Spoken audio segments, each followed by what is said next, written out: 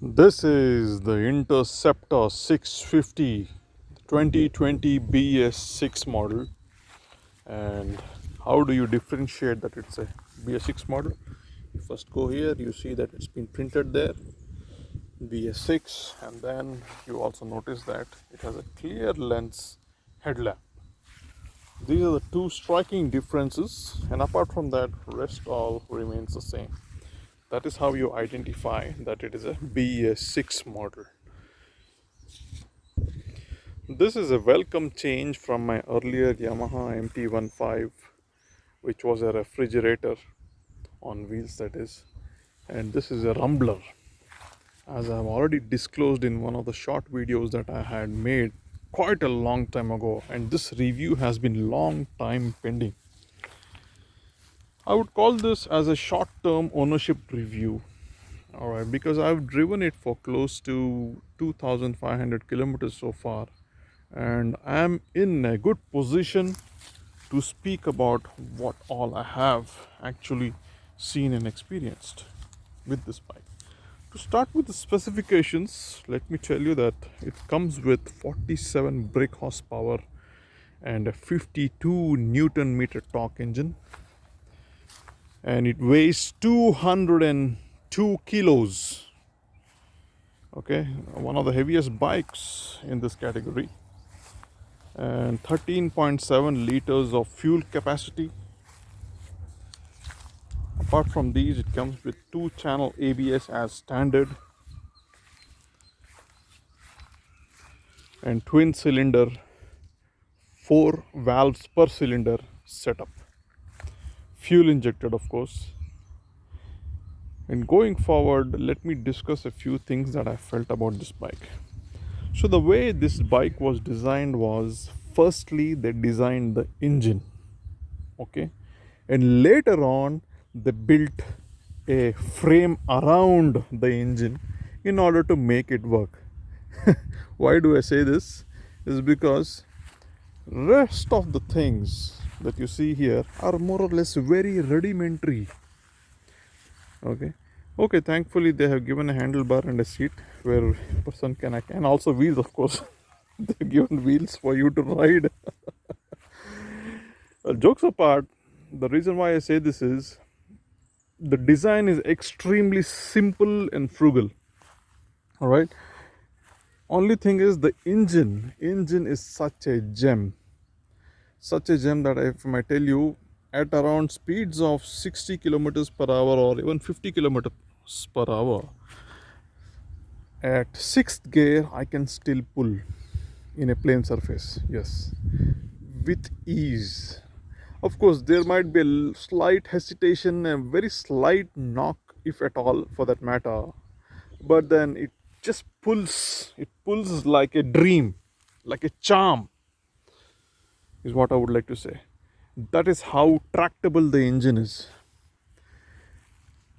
Going forward, I would also like to discuss about how they built this chassis around it. It's a very simple, okay, good solid metal, iron, I think high strength steel most probably setup.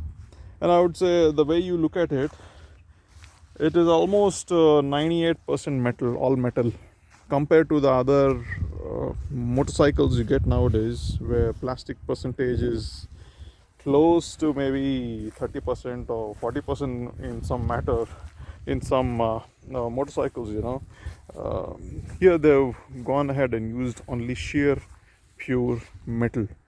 Okay, so may it be aluminium, may it be iron, may it be chromium, they've used only sheer metal. Now, one gripe I had about this motorcycle initially was the seats. This is a custom made seat, as you can see, made and contoured towards more rider specific comfort levels. That is, the ones that they give from the factory is more or less like a tubular design, where it puts a lot of pressure in between your thighs, and then it gives you a iron butt immediately, almost for a matter of 15 minutes you will already start feeling your butt aching. So that is a must and should. Okay, the one thing that you should do when you buy this bike is change the seat to your taste, to your comfort. Okay, they basically did is remove the original sponge, or rather the seat that they had, made use of the same plastic chassis, and then built something more comfortable and more contoured towards comfort. So they shaped it more or less like a bucket. Okay, if I may say that, gave it a little bit more of cladding. And so far as the drives I have done so far, it's been fine. It's not been a pain in the wear. Yeah. So that's one thing I would like to talk about with this bike. And now going forward to the other aspects that I wanted to discuss is, uh, yeah. So why did I buy this bike from my earlier refrigerator from Yamaha? It's because of time. Time, time that I was wasting. Time that I was wasting watching YouTube every night for close to 1 hour. Yeah, do you believe that? Instead of playing games, playing video games, I was watching YouTube reviews by my fellow YouTubers who were reviewing their own bikes like this. And thankfully, after buying this, I've stopped watching videos which have Interceptor in them, and which have been reviewed, or so many other various videos that they make on it. That's one thing. So it saves me time now. Apart from that, it also saves me time in my commutes. Okay, so this is, as you may say, it is a 6 seconder. It's a 6 seconder motorcycle. That means 0 to 100 in 6 seconds. 6 seconds or plus or minus, depending on the condition, as I told you again. Okay, depending on how good the air filter is, how good the fuel quality is, all of those aspects weigh in when you do a performance test. So being a 6 seconder, it can maintain speeds of around 100, 120 constantly and quickly and stably. Okay, so that gives you a very good leverage of doing good timing on the highways or any other commutes for that matter. Now when it comes to filtering traffic, it is a breeze.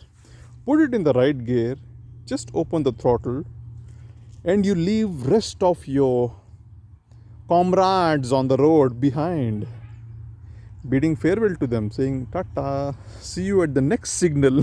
That is because if you are in the city, that is. But in the open road, on the open highway, that's it, you reach your destination faster. Okay, of course, it goes to say that as long as you ride sanely, you'll reach it faster and alive. So please be careful, especially with machines that have a lot of power. There comes a lot of sense that is required to ride them too. Okay, so don't push yourself too hard. And 52 Newton meters, it's almost half a century, I would say, and that's an amazing power that's under your wrist. Okay, the twist of the throttle can really give you a surge. So it does give you that beautiful pull in your pants kick when you open the throttle, when in the right gear, that is. Okay, that's for sure. But ensure that you ride it responsibly. That's all I can say about bikes with so much of power, that is. Okay, now let's move on to the other topics. Like earlier, I wanted to put this statement in. Okay, as far as the ride quality is concerned, it is a very plush ride, I would say. Not too hard or not too soft and bouncy. See, I'll be honest, whatever they're given from the factory in terms of the front suspension and the rear one, I find it adequate. For my level of skill and my level of riding, I find it adequate. There are people who want harder setup and go into micromanaging things and all that. It's not for me, for sure. Okay, whatever they're given from the factory, I would like to maintain as such. And I find the ride pretty comfortable. not too jarring in terms of being pinpointed, precise. It is fine, manageable. Okay. Now you cannot compare the handling of a KTM Duke 390 with this, of course, but it's pretty much closer.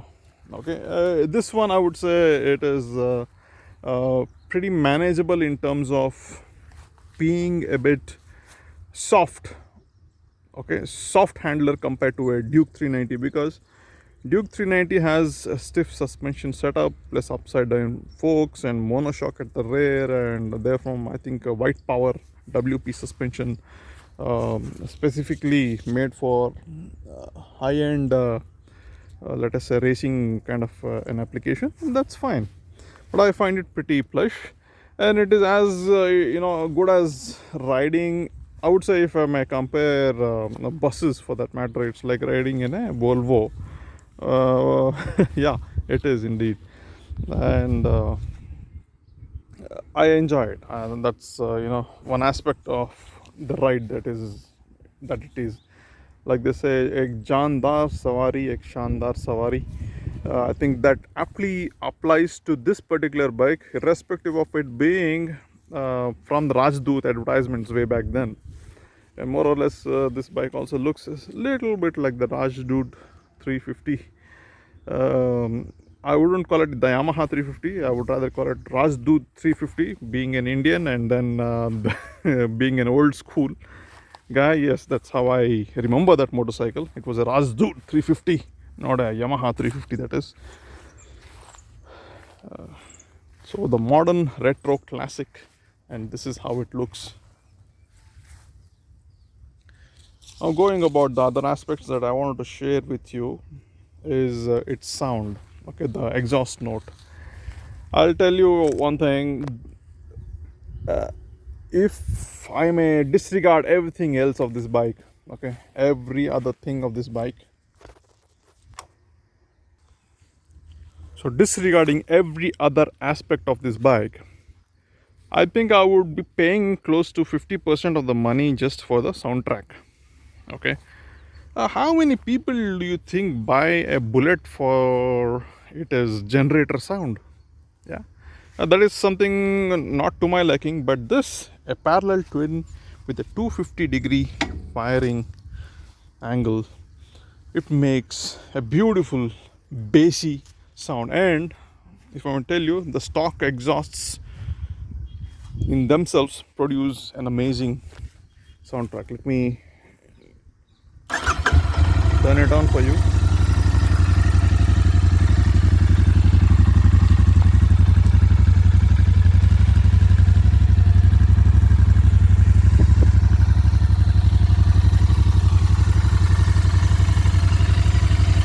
Let me whack the throttle.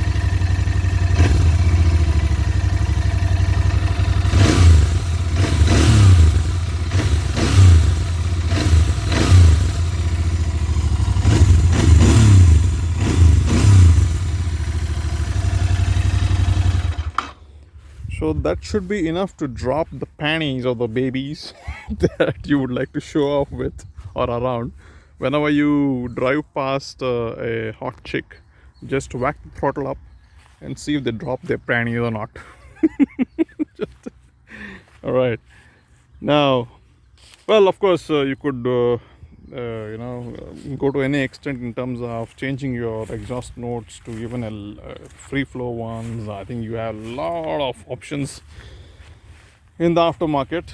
I think there's one called Gursevak and AEWs, and I don't know what all you have. So the louder it is, I guess the more oomph factor you have. Slightly going into the Harley territory where they say ride loud, ride proud. So I don't belong to that club, but then I would rather enjoy what the company has given me so far in terms of the standard fitments, and then continue with what I have.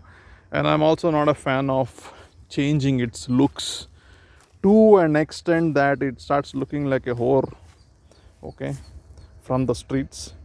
It is a classic, divine, beautifully designed motorcycle, and I want to maintain it that way. I want to maintain its originality. All right, that's what I want to do. Originally given in a pristine state of looks, I want to maintain that. Okay, that is personal. At the end of the day, it depends on the people. I'm just sharing my opinion. You would have seen the disclaimer at the beginning, so that's how it is going to be. Now let's talk about the mileage. Being a 650cc parallel twin with 4 valves per cylinder, the mileage gives me so far, as I have logged, is around 25-26 kilometers with both highway and city 50-50 commutes, 50-50 highway and city commutes. But they claim that it does give above 30 and 33, it reaches up to 33 or even 34, 35 for that matter. But I haven't seen that happening so far. Why? Maybe it is too tempting to not ride beyond 100 kilometers per hour, because who the heck wants to ride a 650cc twin cylinder engine which it's capable of doing 160 to 170 sometimes at around 80 to 90 to get a mileage of that sort.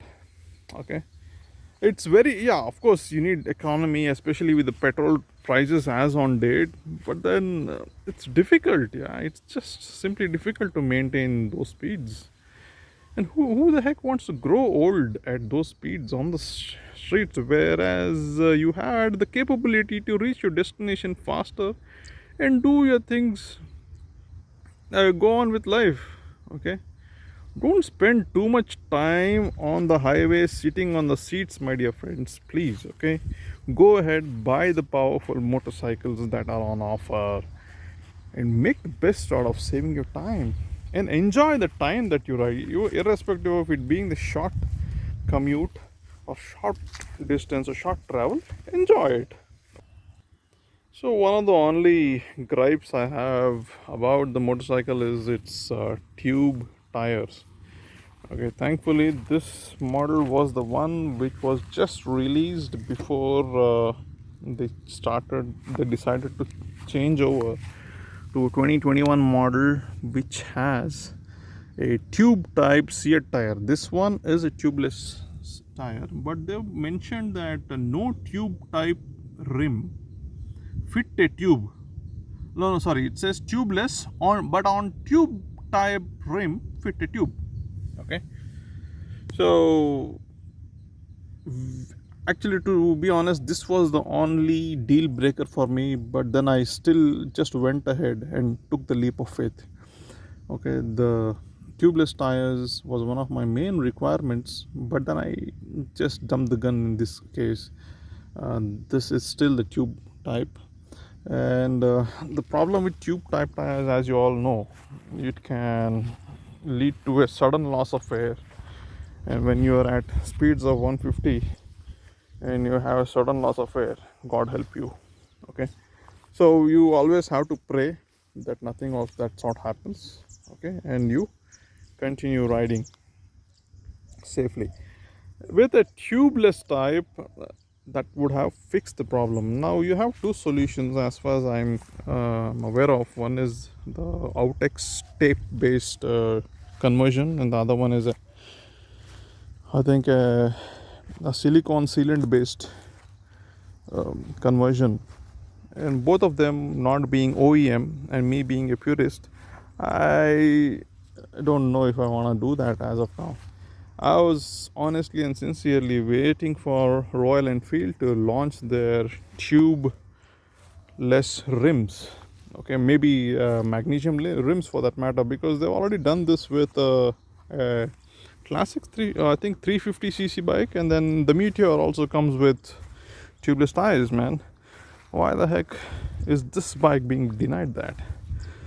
Okay, well, for the fact that yes, you get a lot of BHP and a lot of metal for a very less price, but then at least as an option, because there were so much of rumors online saying that yes, they're going to be launching optional mag wheels with tubeless conversions, options and aspects and such things, but never got to see that, especially when they launched the 2021 model with the seat tires.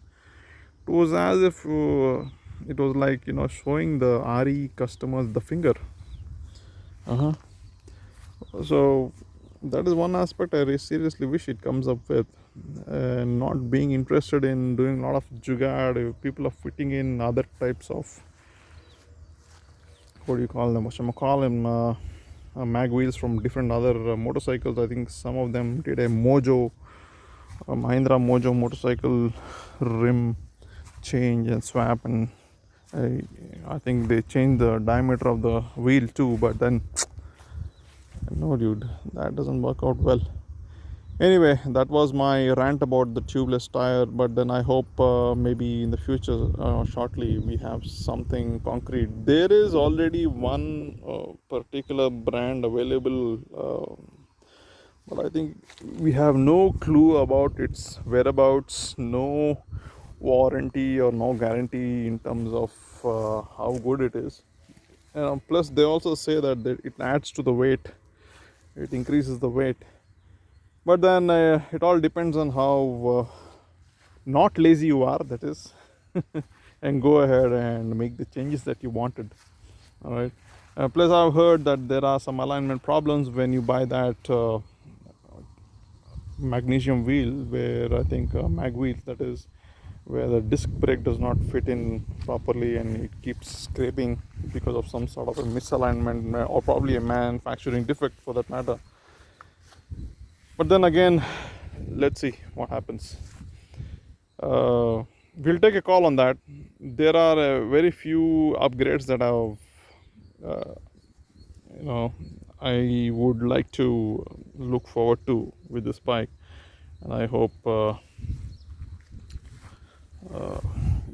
course I will update those things in the video when it happens, that is. With these things discussed, I may tell you the ride is very pleasant, especially at around 120 and above, even till about 150, 160. When you do that in single cylinder bikes like the KTM Dukes, what happens is you get vibes, okay? But in this too, you do get slight vibes at the foot pegs, but they are not so bad, They are not so bad as to make you feel uncomfortable pushing the bike that way or irritate you for that matter, okay? And when it comes to overtaking, like filtering, I think I have covered this earlier, but then when you open the throttle and it goes forward, okay, it does that eagerly. It does not be under strain. It does not get under strain, that is, all right? It does that eagerly. Unlike the other bikes, they really scream saying, yes, let me overtake. Yeah, I'm doing this. It doesn't do that. It's effortless. It just slips past. It just slips past the other traffic elements that are blocking your way and takes you ahead. Okay, that is one thing I like about it. It just doesn't make a fuss about it. Just simply overtakes without a fuss, smoothly, like a butter. It's like a knife cutting through butter, okay, when it comes to overtakes. So certainly not a problem, and very enjoyable. It also, if I may tell you that, you feel more relaxed after a long commute, or even a commute where you had to overtake and you had to maneuver. You don't feel stressed out and vibed out. For example, in MT-15, I was riding it at around 90 kilometers per hour. It was already raving high at around 6,000, 7,000 RPM. But this one sits gently at around 3,000. Half of its RPM, it sits without making a fuss. Smooth and gentle and nimble. Like a gentleman. Yes. Yeah. So if I may tell you that, this is a gentleman's bike. If I'm gonna tell you that this is a gentleman's bike, you feel very gentle. You feel, actually speaking, I like putting on my leathers when I ride this bike. Okay, it feels good. It feels good, and it gives you a sort of a different, what do you call it? A feel to riding it. It's like a real motorcycle. Uh, yeah, if I may say, it is the original, original, the original motorcycle. It feels like that. Okay, it feels like you're really riding a motorcycle and not a bike. Motorbike. If there is a difference between that, but if I may tell you that, yes, I hope you really understand what I mean. It gives you that feeling. It really gives you the feeling of riding a motorcycle. A motorcycle. Yeah.